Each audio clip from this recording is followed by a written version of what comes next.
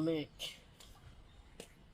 আমাদের ভারপ্রাপ্ত চেয়ারম্যান জনাব তারেক রহমান আচ্ছা আচ্ছা যখনই কোনো সোশ্যাল মিডিয়াতে কোনো মানুষের অসহায়ত্ব দেখেন, সে কৃষক হতে পারে, শ্রমিক হতে পারে, মহিলা হতে পারে, যুবক হতে পারে, প্রতিবন্ধী হতে পারে, যে ব্যাপারেই হোক না কেন, দেখার পরে উনি সেই ব্যাপারটা খুবই আন্তরিকভাবে সমাধানের চেষ্টা করেন। সেই মোতাবেকই উনি আমাদের যুবদল কেন্দ্রীয় কমিটির সভাপতি মুন্না এবং সাধারণ সম্পাদক নয়নকে বলেছে।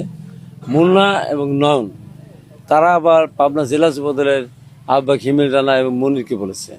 মনির, আমি এলাকার যেহেতু জেলা বিএনপির আহ্বায়ক, এই এলাকার সাথে রাজনীতি সম্পর্কিত এলাকা নির্বাচন করি বা এলাকার সন্তান হিসাবে, তারা আমাকে বলেছে যে ভাই আমাদের তো উপর থেকে এই ব্যাপারটা আপনার নলেজে এসেছে কিনা, তো এখন এই ব্যাপারটা কি সহায়তা করতে পারেন।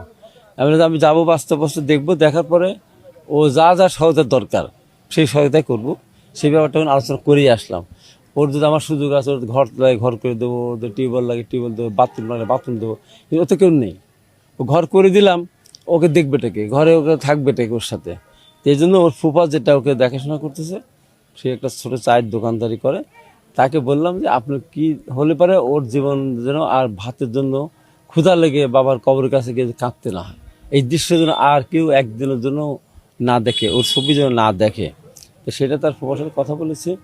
তো আমি নিজের প্রতিবন্ধী নিয়ে কাজ করি, আমার আল্লাহ দান সন্তান ছিল একটা, সেও নেই, যে ওকে এমন একটা ব্যবস্থা করে দেবো যে আল্লাহর ইচ্ছা যে ওর জন্য ওর পরিবার, ওর ফুবার পরিবার, ফুবার হয়তো ওর ফুপি বা হলো বাচ্চা কাচ্চা যেন ই মনে না করে, বোঝা মনে না করে, ওকে এমন একটা ব্যবস্থা করে দেবো ওর জন্য যে ওই পরিবার এমনি আন্তরিক হিসাবে, আত্মীয় হিসাবে কাজ তো করবেই, আর ওর জন্য যেটা করে দেবো ওইটাই ওই পরিবারের জন্য একটা পুঁজি হবে বা একটা উপার্জনের একটা বড় একটা উৎসাহ হবে, যে কোনো তারা ওকে ভালোভাবে দেখে সেই ব্যবস্থা করে দেবো। যেহেতু ঈশ্বরদী আটঘরিয়া নয়নের মণি হাবিবুর রহমান হাবিব ভাইকে আমরা বলেছি, যেহেতু হাবিব ভাই পাবনাতে আছে, আমরা এমনিতেই আসতে চাইছিলাম যুব দলের মাধ্যমে, তো ভাই যেহেতু পাবনাতে আছে, ভাই আমাদের সবার নেতা, ভাইকে আমরা তখন বললাম, ভাই নিজে বললো আচ্ছা তোমরা আসো। তো আসার পরে আমরা দেখেছি ভাইয়া আমাদের বলেছে, যেহেতু এখন যে যুগ, ক্ষুধা লাগলে বাপ মায়ের কবরের পাশে গিয়ে দাঁড়াই, কান্না করে, এটা ভাই খুবই অনুতপ্ত হয়েছে। সেজন্য আমরা ঈশ্বরদী আটঘরিয়া নয়নের মণি হাবিবুর রহমান হাবিব ভাইকে বলেছি, ওর যাতে আগামীতে যে ক্ষুধার কষ্টে গিয়ে ওর বাবা মার কবরে গিয়ে কাঁদতে না হয়, সেই ব্যবস্থা হাবিব ভাইয়ের মাধ্যমে আমরা করতে চাই ইনশাল্লাহ।